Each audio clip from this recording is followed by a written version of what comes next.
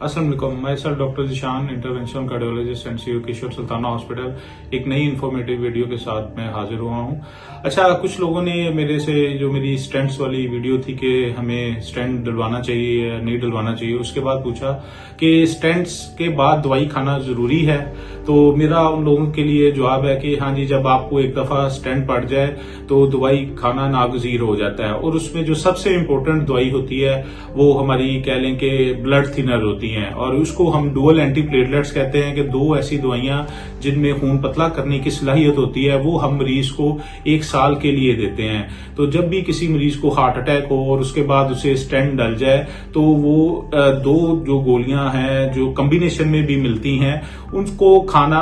1 साल के लिए बहुत जरूरी है, नहीं तो स्टेंट जो है वो बंद हो सकता है। तो इसमें कुछ ऐसी कंडीशंस होती हैं जिसमें कोई ऐसा ऑपरेशन हो जो करना बहुत जरूरी हो, जिससे मरीज की जान को खतरा हो सकता है, या कुछ और ऐसी कंडीशंस होंगे जिसमें मरीज को खून आना शुरू हो जाए, तो उसमें हम इसको किसी एक को बंद भी कर सकते हैं थोड़ी देर के लिए, जो हम 2 इकट्ठी गोलियां खून पतला करने वाली ले रहे होते हैं, और बाज़-औक़ात दोनों को भी बंद किया जा सकता है कुछ ऐसी इमरजेंसी कंडीशन में। लेकिन ये है कि आपकी जो सिंगल एंटीप्लेटलेट है, एक जो खून पतला करने वाली दवाई होती है एस्पिरिन है, वो हमने ये लाजमी जारी रखनी होती है, तो उससे फिर आपके स्टेंट बंद होने की शरह बहुत कम हो जाती है। तो लिहाजा मेरा मरीजों को मशवरा है जिनको स्टेंट डल चुके हुए हैं वो खून पतला करने वाली दवाई लाजमी खाएं, क्योंकि कुछ लोग अपनी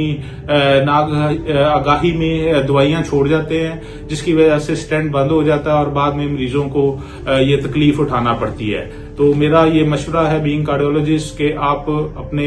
जो भी आपका डॉक्टर है कंसर्न, उससे आप मशवरा करके, और अगर आपका किसी से नहीं राब्ता हो रहा तो मेरा नंबर आपके पास चल रहा है, तो आप मेरे से राब्ता करें, मैं आपकी दवाइयां भी एडजस्ट कर दूंगा और ये आपको इस पे फर्दर गाइड भी कर दूंगा। बहुत शुक्रिया।